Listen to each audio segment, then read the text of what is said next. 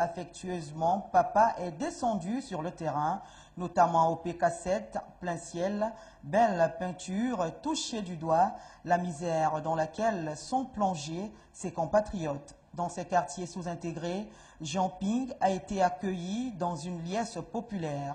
La population a donc profité de ces instants pour égrener le chapelet de ses doléances, non sans mentionner leurs attentes.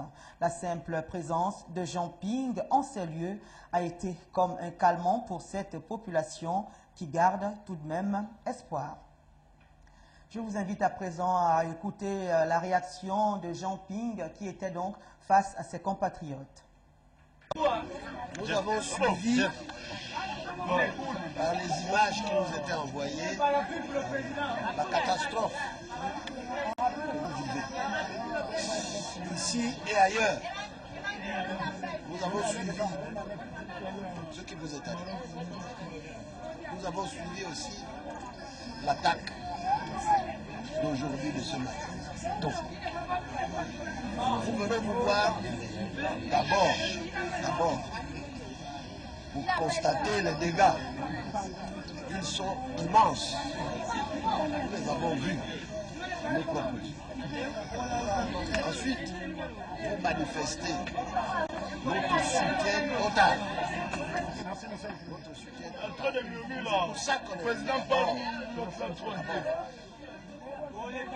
constatez les dégâts et vous soutenez.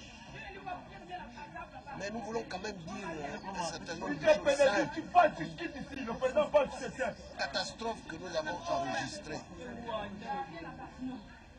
L'État est tenu de venir à votre secours. L'argent des impôts sert aussi à ça. Au lieu de venir vous aider, au lieu de venir dégager la buse qui est bouchée depuis longtemps et qui est simple à déboucher, ils viennent vous jeter des gaz lacrymogènes. Comme si ce sont des gaz lacrymogènes qui vont résoudre le problème que vous rencontrez.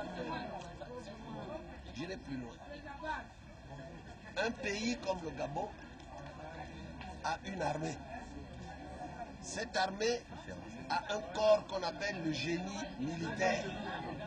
Ce génie militaire est chargé des travaux publics, de construction de ponts pendant les guerres. Mais en temps de paix, ce génie militaire doit être déployé pour résoudre les problèmes que vous connaissez. Au lieu de faire ça, il nous envoie des gaz lacrymogènes. Ça veut dire qu'il y a un problème fondamental. Vous savez, il y a des pompiers. Il y a d'autres corps qui peuvent venir à votre secours. Il y a des tentes un peu partout. On aurait pu aider les gens qui sont sinistrés avec les tentes qu'ils ont. Au lieu de ça, on va jouer au football. On va construire des stades. Mais ici, alors que ça ne coûte rien du tout, l'État ne veut rien faire. Vous voyez le problème qui nous révolte, c'est celui-là. Et c'est pour cela que ces gens doivent partir. Et c'est pour cela qu'ils vont partir.